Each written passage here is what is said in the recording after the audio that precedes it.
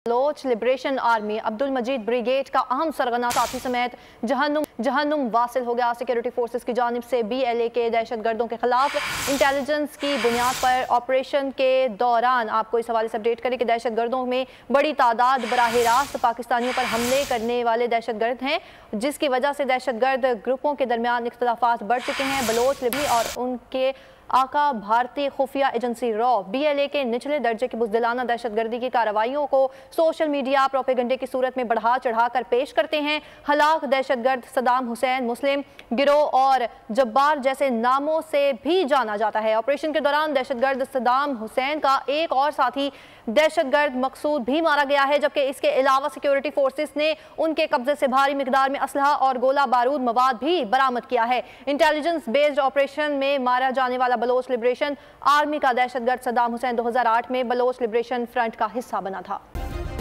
Subscribe करें और bell दबाएं ताकि कोई खबर रह न जाए।